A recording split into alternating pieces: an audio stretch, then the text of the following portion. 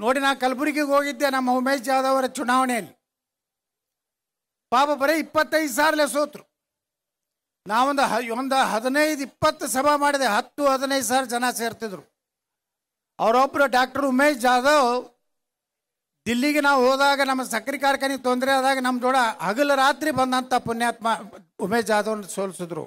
ಯಾರೂ ಹೊರಗಿನವರಲ್ಲ, ನಮ್ಮಲ್ಲೇ ದೊಡ್ಡ ದೊಡ್ಡ ಲೀಡರ್ಗಳನ್ನ ಕಳ್ಳ ನನ್ನ ಮಕ್ಕಳು ಸೋಲಿಸಿದ್ರು.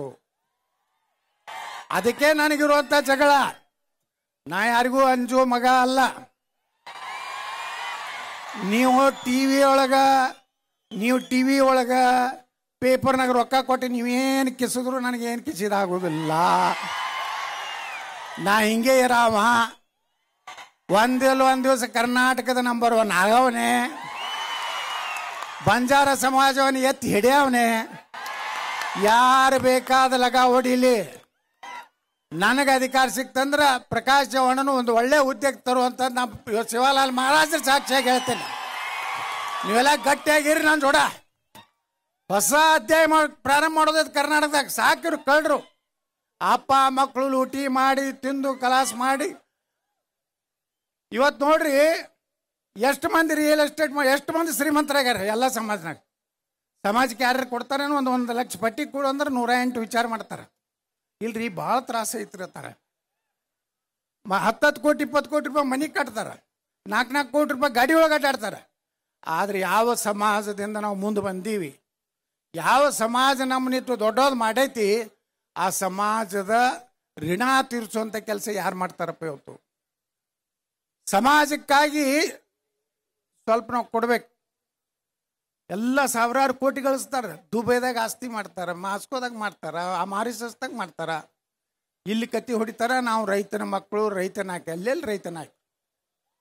ಇವರೆಲ್ಲ ದುಬೈ ಮಕ್ಕಳು, ಇವರು ಭಾರತದ ಮಕ್ಕಳಲ್ಲ. ಭಾರತದಾಗ ಗಳಿಸಿದಂಥ ರೊಕ್ಕ ಹೋಗಿ ದುಬೈದಾಗ ಆಸ್ತಿ ಮಾಡ್ತಾರೆ ಅಂದ್ರೆ ದುಬೈ ಮಕ್ಕಳು ಏನು ಭಾರತದ ಮಕ್ಕಳವ್ರು? ನಾವಿಲ್ಲಿ ಇನ್ನಾಗ ಹೇಳಿದ್ರು ನಮ್ಮ ಡಾಕ್ಟರ್ ಉಮೇಶ್ ಜಾಧವ್ ಅವರು, ಚಿಂಚೋಳಿ ಅಂದ್ರೆ ಕರ್ನಾಟಕದಲ್ಲಿ ಅತಿ ಹಿಂದುಳಿದಂಥದ್ದು. ವೀರೇಂದ್ರ ಪಾಟೀಲ್ ಮುಖ್ಯಮಂತ್ರಿಗಳ ಕ್ಷೇತ್ರ ಅದು ಒಂದು ಕಾಲದಲ್ಲಿ. ಆದರೆ ಎಷ್ಟು ತಾಂಡ ಅದಾವ? ಸುಮಾರು 300 ತಾಂಡ ಅದಾವ. ಅಲ್ಲಿ 40% ಬಂಜಾರ ಸಮಾಜ ಐತೆ ಅಲ್ಲಿ ಚಿಂಚೋಳಿಯಲ್ಲಿ. ಪಾಪ ಉಮೇಶ್ ಜಾಧವ್ರ ಮಗ ನಮ್ಮ ಅವಿನಾಶ್ ನಿಂತಾಗ ನಾವು ಹೋದೆ. ಇಲೆಕ್ಷನ್ದಾಗ 4 ದಿವಸಲ್ಲೇ ಇದ್ದೆ. ಅಲ್ಲಿ ರೈತರು ಏನೂ ಕೇಳ್ತಿದ್ದಿಲ್ಲ.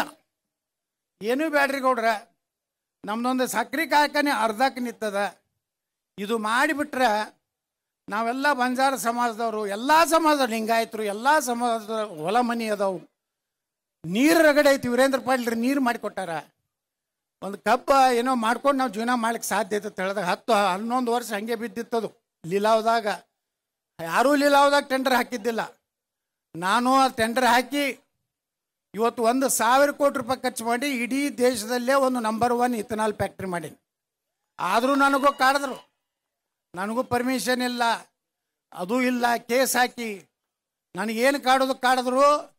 ಆದರೆ ಈ ದೇಶನಾಗ ನ್ಯಾಯಾಲಯ, ಒಂದು ನ್ಯಾಯ ಅನ್ನುವಂಥದ್ದು ನ್ಯಾಯ ದೇವತೆ ಇದ್ದಾಳೆ. ಇವತ್ತು ನಿಮ್ಮೆಲ್ಲರ ಆಶೀರ್ವಾದದಿಂದ ಸುಪ್ರೀಂ ಕೋರ್ಟ್ ಹೇಳ್ತು 1 ವಾರನಾಗ ಅದಕ್ಕೆ ಪರ್ಮಿಷನ್ ಕೊಡ್ಲಿಕ್ಕಂದ್ರೆ ನಿಮ್ಗೆ ಜೈಲಿಗೆ ಕಳಿಸ್ತೀನಿ ಅಂದಾಗ ಇವತ್ತು ನಮ್ಮ ಕಾರ್ಖಾನೆ ಇವತ್ತು ಪ್ರಾರಂಭ ಆಯಿತು.